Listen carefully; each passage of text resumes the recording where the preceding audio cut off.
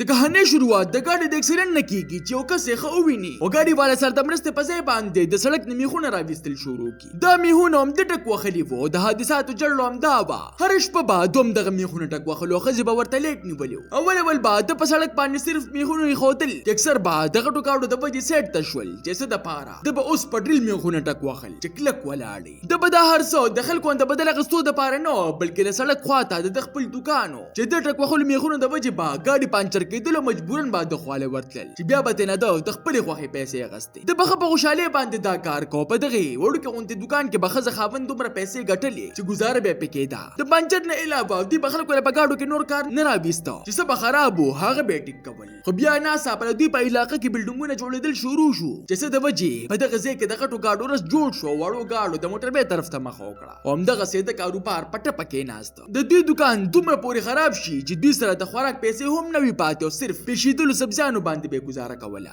اخر دا هر څه د برداشت نه بار شي او د بلډینګ خواله ورشي او مزدورانو نه پیسې وغواړي چې په انکار سره دوی په منځ کې جګړه شروع شي چې د مالدارې ټیکهداره لور هم پکې خوږ شي چې هغه پې رپوټ وکړي او تانې ته یې بوځي. پولیس درته وایي وي دا منصوبه په څه مشکله باندې دلته راغلې ده. غریب سړی خپل کار سره کار ساته. دې تانې نه په افغان کې کور ته را روانې چې خراب ګاډي ته پام شو په یو منټ کې ورله ټیک کړي او 1 روپۍ ته هم وانخلي او همدغسې ترې را روان شي چې د ګاډي والا چاته رنګ وکړي وي ګاډي خو ټیک شو. د شپې په وخت کې دې بار ته راوتلي او په خفګان کې بوتل څکي لګیا چې یو کس یې ترېنه وغورځوي او بیا ورته په خبرو شي وي ستا په هر څه کې کار یې. هغه ګاډی دې ولې ټیک کوو؟ هغه ته ما ویلي وو چې دا ګاډی دې تباه دی او په ما یې د خرڅولو والو او د وهلو باوجود دې ورته څه هم ونه وایي. د بلډینګونو کار د له زندګي تباه کړې وه چې اوس د ده له زندګۍ هېڅ مقصد نو پاتې. صرف د خلکو خبرې پاتې وي چې په کور کې به ورته ښځې کولې او بار خلکو. په دې کې ناڅاپه د شپې په وخت کې د ده خواله ګاک راشي چې دې ورله د ټیر نه میخونه وباسي او د ټیک کولو نه پس دا 200 په ځای ته 200 وغواړي چې هلک حیران نه شي خو د ښځې د وجې ورله ورکړي. په دې سره ده ته په اول ځل د ډېرو پیسو مزه میلو شي. وایي دا طریقه زما زندګي دوباره سمولی شي او دوکان ته واپس تګ شروع کړي. یو ورځ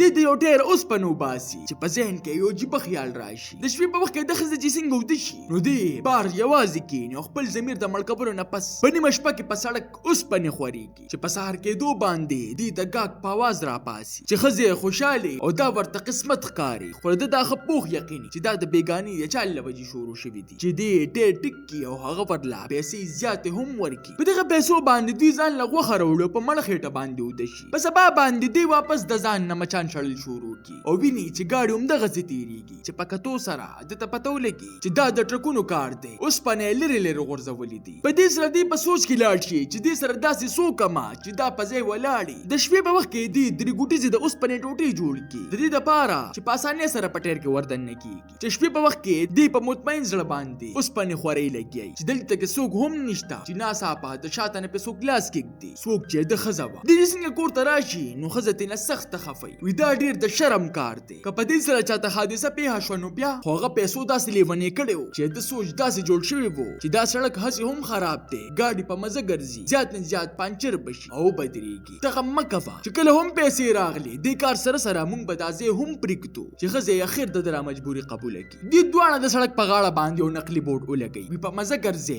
مخکې خنزیران دي. دوی دا بورډ د دې دپاره لګولي چې حادثه ونه شي او د دواړو د وجې په دوی د ګاګ باران شروع شي. خاوند یې د پانچر د پاسه پانچر او د کار د پاسه کار کوي او کاروبار د مخکې نه هم زیات روان شي. د پیسو د وجې کمې ښځې چې به دې منې کوو اوس یې ورله پیسې شماري. وخت تېرېږي یو ورځ د دوی دوکان ته هغه مالداره ټیکهداره راشي د چا لور له چې د دیکه ورکړې وه. خاوند یې ورله ګاډي ټیک کړي او دا یې ښځې سره ناست دی ګپ لګوي. دا ښځه په لاسونو باندې ګوډیانې جوړوي چې دا ترېنه تپوس وکړي وایي دې په خرڅولو باندې تا ته 100 روپۍ میلاویږي چې هغه ورته ووایي یو څو سکې چې هغه پرې سخته خفه شي او په 50 روپۍ باندې ته یوه ګوډۍ واخلي. وایي لږ ارام هم کوه خو د هغې د دې بیګ ته پام و چې د شپې په وخت کې دا خاوند له مشوره ورکړي د اوسپنې په ځای باندې که موږ په سړک باندې میخونه ټک وخو نو په دې سره به موږ ته زیات ګاک میلاویږي. خاوند یې ورته حیرانه وي خو دې نه ناخبرې چې دې ډېرې پیسې پکار دي او ځان له بې قیمتي سامان اخیستل غواړي. خو خاوند یې رضا شي او په ډرل باندې په سړک سوري وکړي او میخونه پکې ودرې چې واقعي دغه لوبه کار وکړي او کاروبار یې نور هم پسې واقعېدو شي. خو په دې کې په ټول کلي کې یو عجیبه خبر خور شي. وایي د مالدارې ټیکهدارې لوره غوا شوه. پولیس د دقیق دپاره د ټیکهدارې نه تپوس وکړي وایي ستا خو چا سره دښمني نشته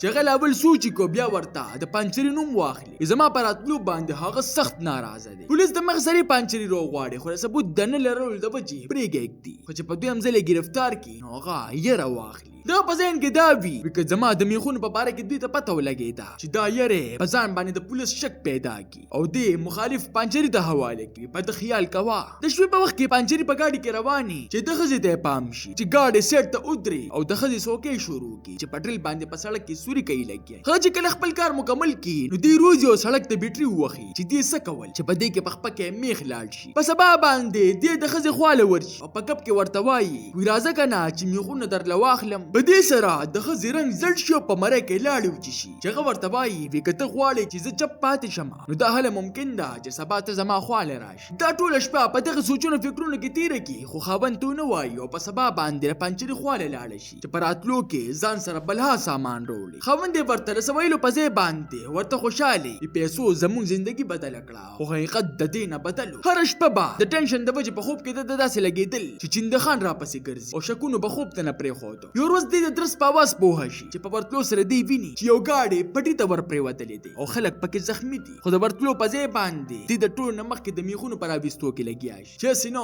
چاته دې په باره کې پته ونه لګي. په دې کې په ګاډي کې موجود کس په زخمي حالت کې په خپله بار ته راوځي چې ده ته رایاد شي دا هغه کس دی کم چې مخکې زما دوکان ته راغلی و زیاتې پیسې راله راکړې وې. هغه ناڅاپه په منډه شو. په دې سره دې حیرانه پاتې شي دا په ده څه وشو او چې څنګه دې د ګاډي ډیکې کولو کې نو ورته پکې د ټیکهدارې غوا شوي لور میلو شي او په دې سره دې په هر ځای کې د خیرو په نوم یادېدل شروع شي. په تحقیقاتو باندې دوی ته پته ولګي چې اغواکار څوک بل څوک نه بلکې د کپنۍ پارټنر او په دې سره ټیکهدار دومره خوشحاله شي چې ده له 10 لک روپۍ انعام ورکړي او یو پنچري د مخه سره مالدار شي. دغه زندګي ناڅاپه بدله شي دوکان نوي کړي هغه ټوټلو کې خوراک شروع کړي او ګاډی هم ځان له واخلي چې مخالفو ته بس خی. خو حقیقت دا و چې دومره مالدار سړي به اوس هم د میخونو والا کار کوي چې هم د دې د وجې یو ورځ د یو ګاډي ټیر ډز وکړو جینۍ پکې زخمي شوه خو دا واقعه اولنۍ نه وه. د دې ټک وهلو میخونو د وجې څو ځله داسې واقعې مخې ته راغلې وې. دې چې څنګه د جینۍ مور پلار په جړه وویني نو زړه یې مات شي او مړ ضمیر پکې راژوندي شي چې دا ما څه وکړل. په دې کې د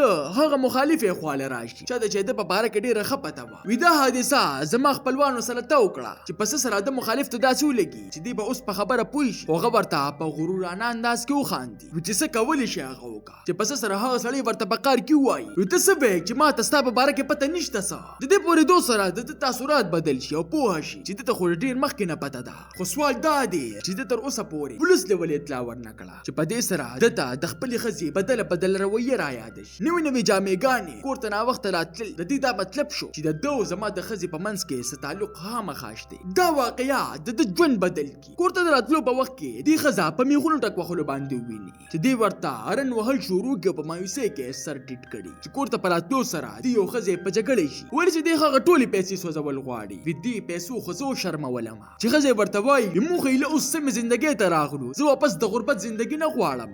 دې د شرم او غصې د وجې په منډه باندې د ښځې میخونو خواله راشي او په روباسل یې شروع واچي. خو دا ځل یې ښځې داسې ښخ کړي چې هغه د رابطو واله نو او مجبورا ورته په جړا شي اوس څه هم نشي بدلېدلی. تاسو ته دا نننۍ کهاني څنګه ولګېده ما ته خپلې قیمتي رایې په کمنټ کې ضرور راکړئ. ملاویږو به په یو نوې ویډیو سره ما له راکړئ اجازت. بای بای.